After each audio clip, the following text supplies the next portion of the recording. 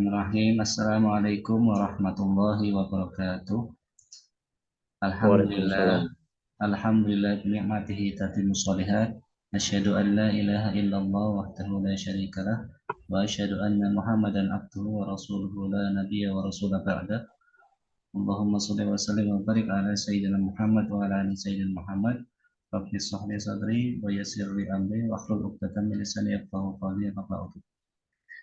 Alhamdulillah, sahabat channel Takwa Tegar yang dirahmati Allah, mari kita terus selalu bersyukur atas nikmat yang telah Allah berikan kepada kita, sehingga pada hari ini kita masih diberi kesempatan melaksanakan ibadah puasa, ibadah saum yang mana bulan ini penuh kemuliaan, bulan ini penuh keutamaan, sehingga ini merupakan nikmat yang sangat besar sekali yang wajib kita syukuri.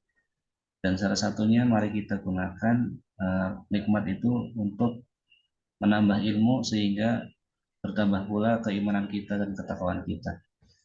Salawat dan salam mari kita selalu aturkan kepada Nabi Muhammad SAW, dan mudah-mudahan kita kelak di yaumil akhir dianggap atau diakui sebagai umat beliau sehingga memperoleh syafaatnya. Amin Allahumma amin.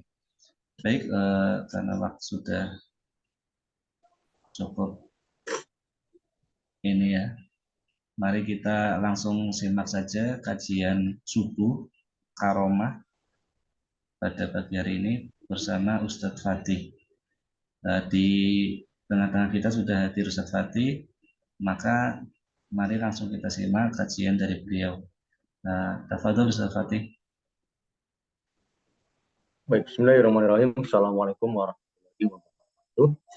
Alhamdulillahirrahmanirrahim. Wassalatu wassalamu ala sayyidil mursalin wa ala alihi wa sahbihi. Asyhadu an la ilaha illallah wa asyhadu anna Muhammadan abduhu wa rasuluhu. Para sahabat sekalian yang dirahmati Allah, alhamdulillah pada kesempatan Ramadan kali ini kita bertemu kembali dalam majelis Karomah ya, kajian Ramadan ning umah, sambil menyimak, sambil bertilawah, sambil bertadabbur terhadap Al-Quran, maka mari kita niatkan setiap aktivitas kita sebagai sebuah amal soleh. Tidak lupa salat dan salam kita panjatkan kepada besar Muhammad Sallallahu Alaihi Wasallam. Semoga kita senantiasa kelak menjadi umat yang istiqomah, umat yang nantinya akan mendapatkan syafaat dari Rasulullah SAW. Teman-teman sekalian, dalam bulan Ramadan ini kita bersama, kita diserukan ya, kita diminta untuk memperbanyak amalan-amalan berupa tilawah Quran. Di hari ini saya akan coba sedikit membahas tentang apa itu tilawah Quran dan bagaimana kiat-kiatnya untuk melakukan tilawah Quran. Jadi tilawah Quran ini kalau kita buka, kalau kita bedah, itu kan berasal dari bahasa Arab. Itu yang berasal dari kata tala yatlu tilawatan, yang artinya secara bahasa Arab adalah at-tabi'ah alias mengikuti. Jadi ketika dikatakan talawutu, artinya adalah kita taba'tuhu, artinya kita mengikutinya atau aku mengikuti. Adapun kalau dikatakan tala al-Quran wal kalam, artinya kita adalah qoro'ahu, artinya membaca. Sehingga dalam hal ini para ulama mendefinisikan membaca Al-Quran disebut dengan tilawah, karena kita mengikutkan satu ayat setelah ayat yang lainnya, jadi berurutan. Nah, kalau kita membedah dalam Al-Quran, kata tilawah ya, dan turunannya, baik itu tala, yatlu, tilawatan itu disebutkan sekitar 63 kali, di mana 4 kalinya itu artinya adalah mengikuti. Dalam surat Al-Baqarah, Al-Hud, dan surat Asy-Syams. Sementara 59 arti yang lainnya itu adalah sekitar artinya adalah membaca. Jadi tilawatan yang berasal dari kata tala, yatlu, tilawat itu ada 63 kali disebutkan dalam Al-Quran, 4 kalinya itu artinya mengikuti, dan 59 kalinya artinya adalah membaca. Sehingga dalam hal ini para ulama mendefinisikan kata tilawah itu adalah menyatakan untuk membaca Al-Quran. Sementara yang lainnya adalah bersifat qoro'ah ya, atau dalam ungkapan qoro'ah. Nah, sehingga dari sisi ini istilah tilawah sendiri itu diartikan sebagai aktivitas membaca. Walaupun memang secara uruf ya, secara kebiasaan tilawah itu khusus hanya kepada Al-Quran saja. Nah, oleh karena itu memang para ulama itu menyebutkan istilah tilawah itu adalah dikhususkan untuk mengikuti kitabullah dengan membaca atau qiraah dan mematuhi kandungan baik perintahnya, larangannya, motivasinya ataupun ancaman-ancaman yang terkandung dalam Al-Qur'an. Jadi tilawah itu lebih khusus dibandingkan qiraah. Setiap tilawah adalah qiraah, tapi tidak setiap qiraah itu adalah tilawah. Karena qiraah itu artinya membaca.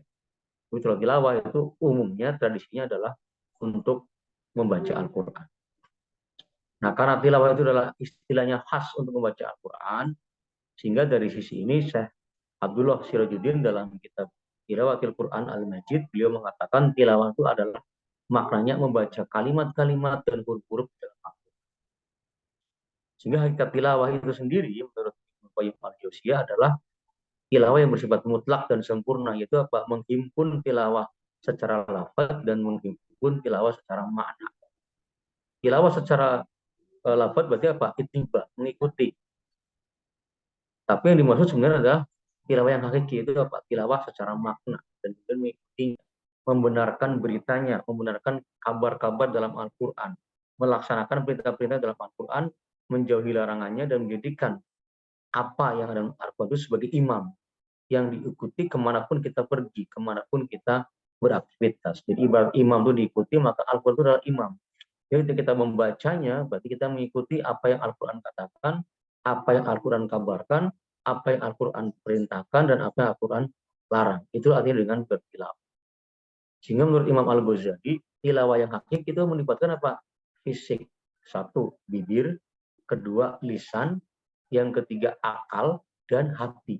Jadi semuanya itu mengikuti bibir, di mana kita punya mulut, lisan juga untuk berbicara, akal kita mencerna, mentadaburi, dan hati membenarkan, mengimani.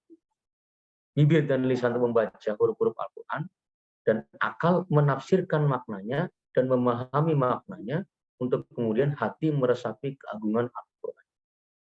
Kemudian termotivasi dengan ayat tersebut, bergetar atau takut terhadap ancaman, atau kemudian berpengaruh atau berefek dengan membaca Quran itu dengan dinamis dalam kehidupan. Oleh karena itu dalam melakukan tilawah sebenarnya ada beberapa ketentuan yang harus kita perhatikan. Baik besar atau kecil itu kita coba pelihara. Yang pertama adalah dalam konteks tilawah kita itu meyakini bahwa setiap huruf yang kita baca itu insya Allah akan mendapatkan ganjaran 10 kebaikan. Yang diucapkan dengan lisan, dengan bibir.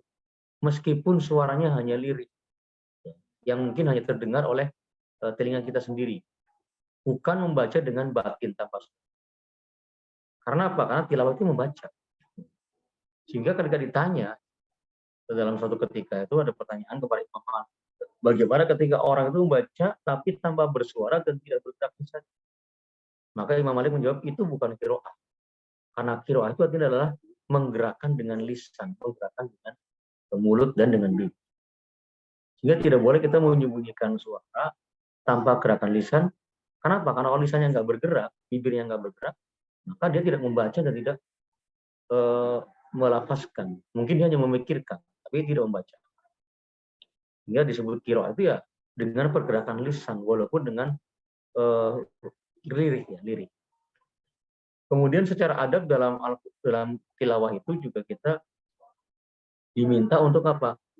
Suci dari hadas besar dan hadas kecil, besar dan kecil. Suci dari haid, suci dari nifas, dan kemudian hendaknya berwudu, kemudian berta'awudz, kemudian mengagungkan Quran, ya. Dan dalam konteks tilawah dan megang mushaf maka harus suci. Kalau bisa juga pakaian dipakai dan tempat yang dipakai untuk membaca adalah tempat yang suci, tempat yang bersih untuk menyiapkan tilawah. Hati, akal, pikiran itu kemudian berkomunikasi dengan Allah dengan menerima semua perintah, larangan, dan motivasi yang Allah berikan. Kemudian di dalam tilawah itu sendiri juga kalau bisa dimerdukan, dibaguskan suaranya. Karena memang Rasulullah pernah bersabda dalam suatu hadis, hiasilah Al-Quran itu dengan suara. Kemudian ketika kita melakukan qiraah, maka kita mengikuti qiraah muktabar dan tartil. Kalau kita baca dalam surat Al-Muzammil itu kan warattilul Qur'ana tartila. Dan bacalah Al-Qur'an itu dengan Nah, ini sebuah panduan ya yang sangat-sangat sangat menarik ketika kita melakukan tilawah dengan Al-Qur'an. Kemudian di dalam membaca Al-Qur'an itu harus jelas huruf demi huruf para membacanya, dan kemudian dipisahkanlah satu huruf dengan itu dengan jelas. Sehingga kalau bahasa itu adalah apa? Tajwidul huruf wa ma'rifah al-wuquf. Mengetahui tata tertib hurufnya dan juga mengetahui kapan kita berhenti atau mengetahui wakaf. Dan kemudian membaca Quran itu dengan khusyuk, jelas, perlahan, dan mentadaburi isi dan ayat yang dibaca. Karena Al-Quran ini adalah apa? Kitab yang memang penuh keberkahan. Kitab yang perlu kita harus tadaburi, pelajari. Dan selanjutnya dalam Al-Quran ini juga kita berusaha berinteraksi semampu kita. Agar kita tahu, oh ini maknanya ini. Ini maknanya tentang azab, ini maknanya tentang nasihat.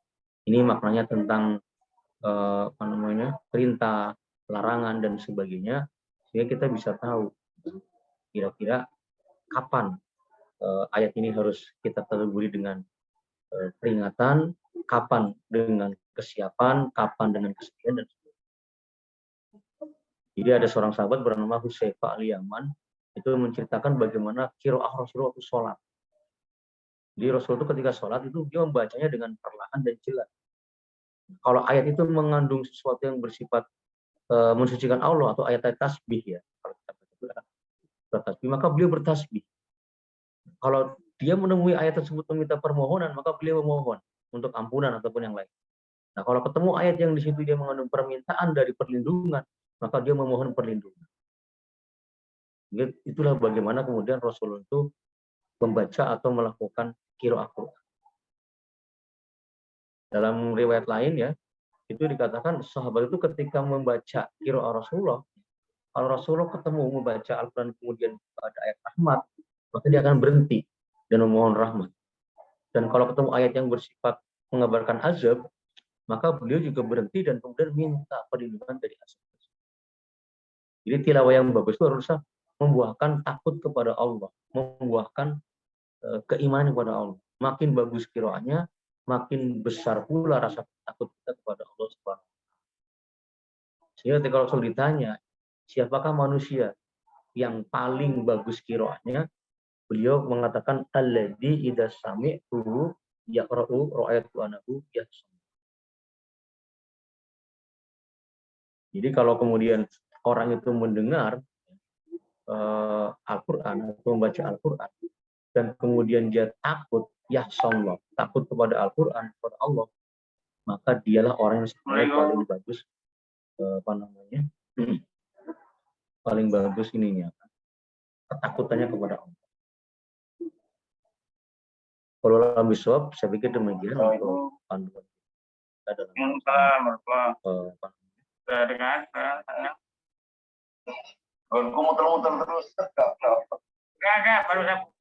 Baik, jazakallah khair Ustaz Fatih atas penyampaiannya untuk kesempatan di kajian subuh pada pagi hari ini.